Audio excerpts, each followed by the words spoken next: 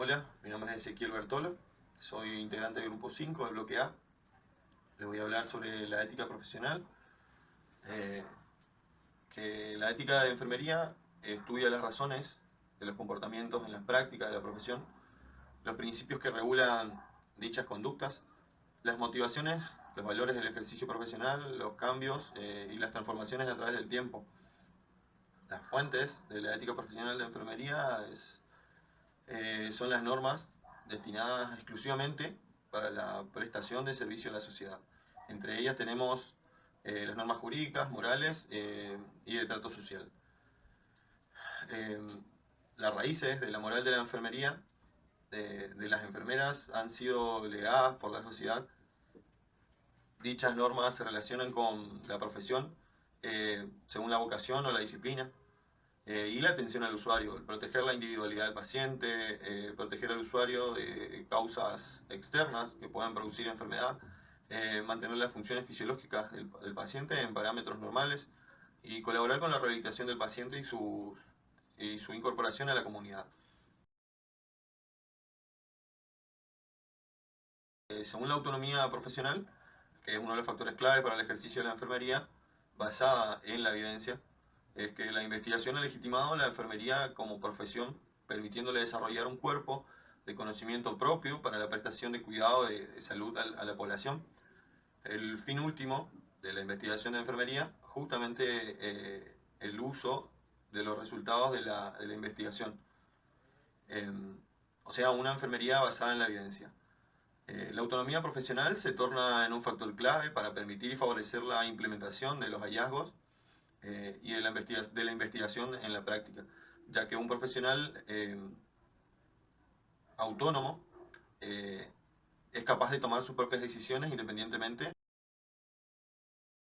Hola, mi nombre es Carol Sosa Soledad y voy a hablarles sobre la ética de mínimos y ética de máximos.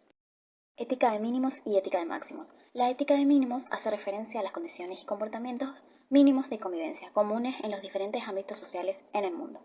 Tiene que ver con el deseo general de encontrar una mejor comunicación y entendimiento, incluyendo las necesidades básicas de toda cultura, para ser amigables las inevitables relaciones con los demás. Estos deberes y derechos mínimos son denominados como éticas de justicia y constituyen el momento deontológico de la ética. Sus características principales es ser un ideal de justicia, son universales, eh, es el deseo general de todas las culturas y las relaciones con otros. En cuanto a la ética de máximos, se refiere a la felicidad, es decir, se refiere al bien y la autorrealización personal, pues intentan dar razón del fenómeno moral a partir de las propuestas de vida. Contienen una idea de vida planificada y medios para conseguirla. Esta ética propone una forma de vida digna de ser vivida dentro de una visión religiosa o laica y constituyen el momento teológico de la ética. Como características tienen ser un ideal de felicidad, vida buena, no son universales, son subjetivos, eh, lo que me da bienestar y individuales, en el sentido que no se pueden exigir a todo el mundo, ya que no todos compartimos los mismos valores. La ética en enfermería. La ética en enfermería constituye una serie de factores que marcan normas y valores apegadas a capacidades y deberes como la marca deontológica. Hipócrates hizo descansar su juramento en los principios de no dañar y hacer el bien, aunque también dejó constancia en sus principios aforismos. En el caso de la enfermería, Florencia Nightingale retomó los principios hipocráticos y le añadió dos principios más, el principio de fidelidad reciente y veracidad. El principio de la justicia encierra su significado en la igualdad, la equidad. Durante la atención de salud exige tratar a todas las personas por igual, sin discriminación de raza, etnia, edad, nivel económico o escolaridad. El principio de autonomía se define como la capacidad que tiene la persona de tomar decisiones relacionadas con su salud. El principio de beneficencia se basa en la necesidad de no hacer daño, de siempre hacer el bien. El personal de enfermería debe ser capaz de comprender al paciente a su cargo y ver al paciente como el mismo. El principio de la no maleficencia se trata precisamente de evitar hacer daño, evitar la imprudencia o la negligencia.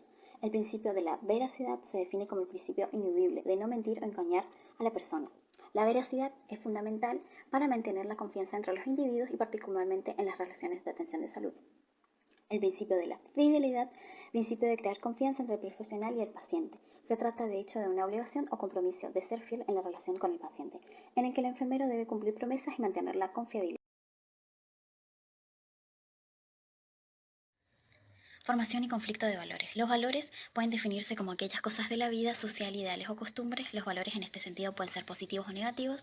Por ejemplo, una persona o un grupo de personas pueden tener valores positivos como por ejemplo la libertad, la justicia, la educación, así como también valores negativos sobre la crueldad, el reclutamiento o los crímenes. Los valores surgen de las necesidades o deseos, derivan de numerosas fuentes tales como la cultura de la persona, la familia, grupo de amistades o ambiente laboral. Los valores se organizan en un sistema. Este sistema de valores representa el grupo de creencias del individuo, de lo que cree ser verdadero.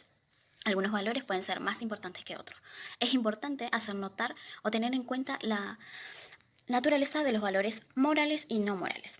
Los valores no morales son valores sin base a consideraciones morales y del significado de los intereses de las personas. Se relacionan con preferencias, creencias o gustos personales. Los valores que posee la enfermera, por ejemplo, son valores de naturaleza no moral. Los valores morales son definitivamente de naturaleza moral, pues derivan de los intereses morales significativos que la persona sostiene, como por ejemplo la vida humana, la libertad, la autodeterminación y el bienestar. Conflicto de valores. Los valores no morales y morales pueden entrar con facilidad en conflictos, así como los valores personales pueden entrar en conflicto con los valores profesionales y estos a su vez entran en conflictos con los valores culturales. ¿Qué debe hacerse? La primera tarea al preparar la toma de decisiones es tener en consideración tanto los valores de la enfermera como los valores del paciente. La enfermera competente tomará una decisión que constituya un cuidado seguro y prudente. Necesita determinar lo que se requiere para promover la salud y el bienestar inmediato del paciente, bajo su cuidado. Saludo al equipo docente de la asignatura de Ética y Deontología Profesional. Mi nombre es Bogado Ángel y a continuación hablaremos de salud medioambiental, correspondiente a la ética ambiental, principios y valores para una ciudadanía responsable. El medio ambiente es nuestro domicilio, nuestro hogar, donde habitamos.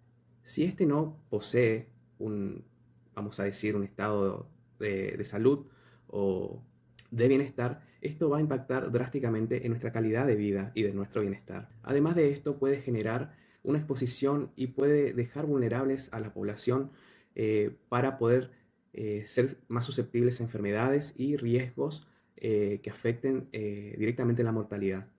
Podemos definir que el medio ambiente está, dividido en dos conceptos. El concepto macro, donde por ejemplo podemos hablar del mismo planeta Tierra en su totalidad o en el mismo universo. Luego tenemos el concepto de dimensión micro, que es cuando una persona se mueve a través de diferentes espacios y son los más recurrentes. Por ejemplo, el trabajo, la escuela, el hogar, una habitación de uno mismo propia, digamos, el lugar donde descansa. Y digamos que el ser humano en estas dimensiones micro es donde más se desempeña y más conciencia tiene a la hora de cuidar su medio ambiente. Hola, mi nombre es Cantero Laura, yo le voy a estar hablando sobre la manipulación genética. La manipulación genética es la modificación de la información y el caudal genético de un organismo vivo o inherente para su mejora. Contexto histórico y avances genéticos. En 1879 comienza la manipulación genética en manos de un estadounidense, William Bill, que desarrolló cruces de maíces, consiguiendo al finalizar un aumento de la producción del 50%. Luego en la Segunda Guerra Mundial, los nazis utilizaban a los judíos para realizar diferentes experimentos para mejorar los medicamentos, aspectos del tratamiento y así que los militares puedan aguantar más en la guerra. En 1977 se fabrica una hormona humana en una bacteria gracias a la ingeniería genética. En 1978 nace el primer bebé in vitro. En 1997 fue la primera clonación de un mamífero.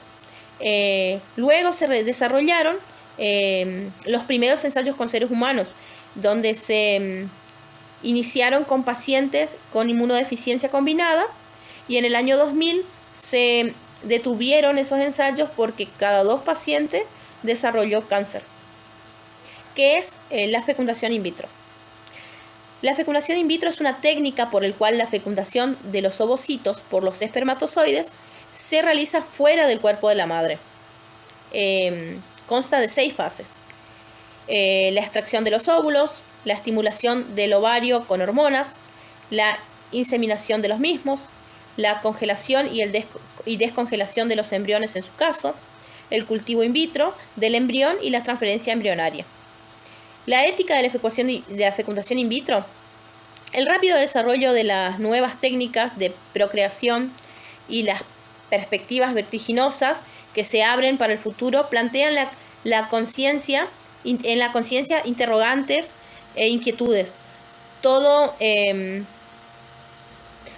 lo que es posible hacer, teóricamente, ¿es posible?